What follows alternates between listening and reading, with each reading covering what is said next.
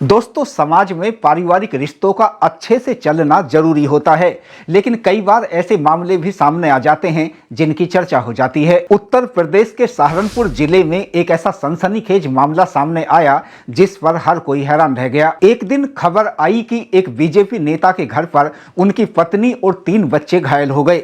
आनन फानन में सभी को अस्पताल ले जाया गया। वारदात के होने की खबर किसी और ने नहीं बल्कि खुद बीजेपी नेता ने ही पुलिस अधिकारियों को दी थी। इससे भी ज्यादा हैरानी की बात तो यह है कि खुद उसने ही पूरी वारदात को अंजाम दिया था। अब सवाल यह था कि उसने ऐसा क्यों किया था। एक हंसते खेलते परिवार में आखिर ऐसा क्या हो गया कि नौबत यहां तक आ गई थी। दरअसल गंगोह थाना क्षेत्र के सांगाठेड़ा गांव के निवासी योगेश रोहिला भाजपा की जिला कार्यकारिणी में सदस्य था। परिवार में उनकी पत्नी 32 साल की नेहा, 8 साल की लड़की श्रद्धा और 2 बेटे 6 साल का शिवांश और 5 साल का देवांश था।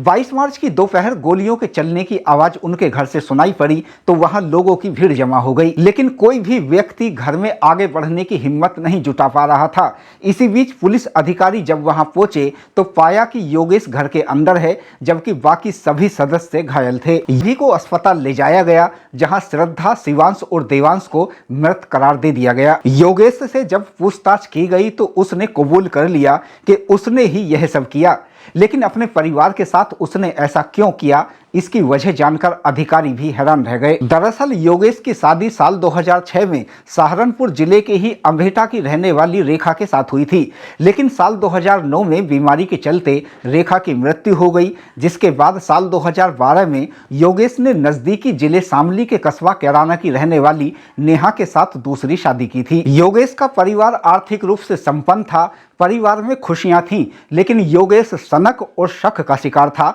अक्सर वह नेहा पर शक किया करता था और इसको लेकर पति पत्नी के बीच अक्सर कलह हुआ करती थी। योगेश की सनक का हाल यह था कि 22 मार्च को योगेश की पत्नी नेहा मैं तो राधा हूं श्याम की लाइन वाला भजन गा रही थी। यह बात योगेश को अच्छी नहीं लगी, क्योंकि उसे यह शक था कि उसकी पत्नी का किसी श्याम नामक युवक के साथ अफेयर है और वह उसका ही नाम लेकर भजन गा रही है। भजन को सुनकर योगेश बुरी तरह भड़क गया। इस बात को लेकर दोनों के बीच बड़ी तकरार हो गई। बात जब हद से ज्यादा बढ़ गई तो योगेश ने लाइसेंसी शस्त्र निकाला और पूरी वारदात को अंजाम दे डाला।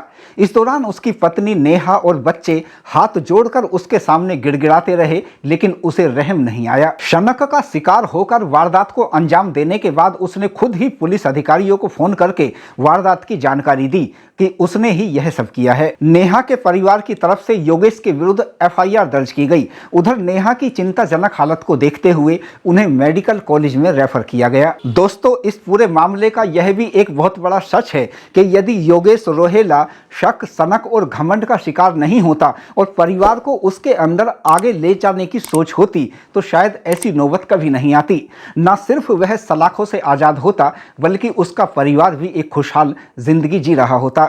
दोस्तों, इस वीडियो पर आपकी क्या राय है, कमेंट बॉक्स में जरूर बताएं।